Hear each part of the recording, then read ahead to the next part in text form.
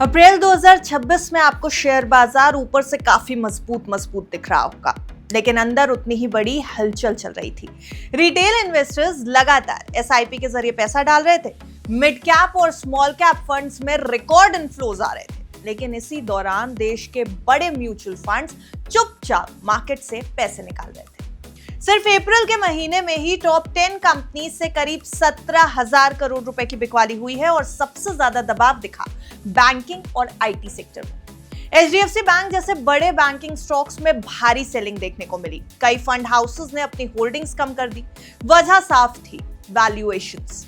पिछले 6 से 12 महीनों में कई लार्ज कैप स्टॉक्स इतनी तेजी से भाग चुके थे कि फंड मैनेजर्स को रिस्क ज्यादा और अपसाइड कम दिखने लगा। यानी स्ट्रैटेजी बन गई सेल ऑन राइज। मार्केट ऊपर जाए तो smart money quietly profit book कर ले। आईटी सेक्टर में भी तस्वीर कुछ ऐसी ही रही। विप्रो समेत कई बड़े आईटी नामों में मैसिव आउटफ्लोज दर्ज हुए। ग्लोबल क्लाइंट्स की स्पेंडिंग धीमी पड़ने का डर, एआई लेड अनसर्टेनिटी और एंटरप्राइज डिमांड पर सवालों ने फंड मैनेजर्स को कॉशियस बना दिया, सतर्क कर दिया। और इसका मतलब भी साफ था, ग्रोथ स्टोरी अभी खत्म नहीं हुई, लेकिन अगले कुछ क्वार्टर्स में इसकी स्पीड कम हो सकती है। लेकिन असली कहानी सिर्फ सेलिंग की नहीं है, असली कहानी है कैश बिल्डअप की। जी हाँ, इस वीडियो में इसी कैश बिल्डअप को थोड़ा सा डिकोड करने की कोशिश करेंगे। देखिए, अप्रैल में म्यूचुअल फंड्स का एग्रीगेट कैश होल्डिंग लगभग 2 लाख करोड़ रुपए तक पहुंच गया। यानी बड़े फंड हाउसेस अब लिक्विडिटी हेवी पोजीशन में है। वो फिलहाल मार्केट में अग्रेसिवली खरीदारी करने के बजाय कैश को बचा कर रखना ज्यादा सेफ मान रहे हैं। क्योंकि देखिए, जब बड़े खिलाड़ी कैश बढ़ाने लगे तो उसका मतलब सिर्फ प्रॉफिट बुकिंग नहीं होता, बल्कि आने वाले रिस्क के लिए तैयार रहना भी होता है। और रिस्क कम भी नहीं है। क्रूड ऑयल की बढ़ती कीमतें हैं, ग्लोबल स्लोडाउन का डर है, जियोपॉलिटिकल टेंशंस हैं, यूएस फेड पॉलिसी की अनसर्टेनिटी है और फॉरेन इंस्टीट्यूशनल इन्वेस्टर्स यानी एफआईआईज की लगातार बिकवाली।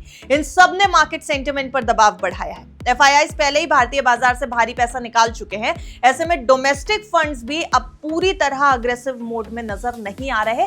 यहां भी दिखाई देने लगा है डिफेंसिव मोड। लेकिन दूसरी तरफ रिटेल इन्वेस्टर्स की खरीदारी लगातार जारी है। अप्रैल में एसआईपी इनफ्लो रिकॉर्ड स्तर पर पहुंचा। छोटे निवेशक अभी भी इंडिया ग्रोथ स्टोरी पर भरोसा करके बाजार में पैसा डाल रहे हैं।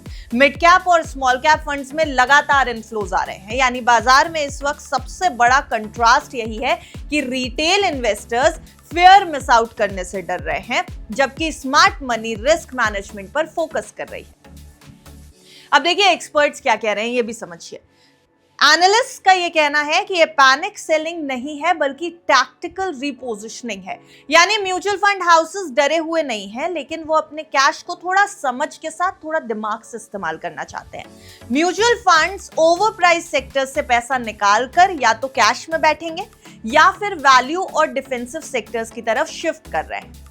कुछ फंड्स इंफ्रा, पीएसयू बैंक्स और सेलेक्ट वैल्यू प्लेस पर भी फोकस बढ़ा रहे हैं। मतलब मार्केट में सेक्टर रोटेशन शुरू हो चुका है। लेकिन यहाँ सबसे बड़ा खतरा है रिस्क टाइमिंग मिसमैच का। देखिए, हिस्टोरिकली अगर देखें तो डेटा दिखाता है कि रिटेल इन्वेस्टर्स अक्सर तेजी देखकर एंट्री लेते हैं और बड़े खिलाड़ी उस तेजी में एक्सपोजर घटाने लगते हैं। ऊपर से मार्केट स्टेबल दिखता है, लेकिन अंदर ही अंदर लिक्विडिटी कमजोर होने लगती है। और जब लिक्विडिटी कमजोर हो जाए, थिन हो जाए, तब छोटी नेगेटिव न्यूज भी मार्केट को बड़ी वोलेटिलिटी के बीच खड़ा कर सकती है। यानी उतार चढ़ाव बड़ा होगा। अब अगले 3 से 6 महीनों में क्या हो सकता है बाजार में, अगर आप ये सोच रहे हैं तो समझिए कि अगर अर्निंग्स ग्रोथ स्टेबल रही और ग्लोबल रिस्क कम हो गए तो फंड्स दोबारा खरीदारी शुरू करेंगे। लेकिन अगर क्रूड प्राइसेस और ग्लोबल स्लोडाउन का डर बढ़ गया तो मार्केट में 5 से 15% तक का करेक्शन भी देखने को मिल सकता है, खासकर उन सेक्टर्स में जहां वैल्यूएशंस अभी भी बहुत ज्यादा स्ट्रेच दिख रही हैं। यानी फिलहाल दलाल स्ट्रीट पर 2 कहानियां साथ साथ चल रही है। यानी बाजार में 2 पैरेलल कहानियां हैं। एक तरफ रिटेल का ऑप्टिमिज्म और दूसरी तरफ इंस्टीट्यूशनल कॉशन। और बाजार में अक्सर वही खिलाड़ी जीतता है जो भीड़ से पहले रिस्क को पहचान ले।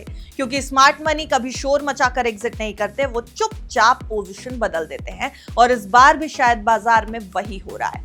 देखिए, हमने आपको इस बात पे तो आगाह कर दिया कि म्यूचुअल फंड हाउसेस क्या कर रहे हैं। लेकिन अगर आप एक रिटेल इन्वेस्टर हैं और आप भी बाजार की तेजी में लालच में आ जाते हैं तो रिपोर्ट आपके सामने वीडियो के फॉर्म में हमने रख दी है। डेटा आपको हमने बता दिया है और कॉशियस बाइंग के बारे में भी बता दिया है। हालांकि रिपोर्ट सिर्फ डेटा और फैक्ट्स पर बेस्ड है। अगर आपको बाजार में निवेश करना है, फाइनेंशियल एडवाइजर की राय जरूर ले लीजिएगा, रिस्क एनालाइज करिएगा, बजट देखिएगा और फिर कोई फैसला लीजिएगा सोच समझ के। देखते रहिए गुड रिटर्न्स।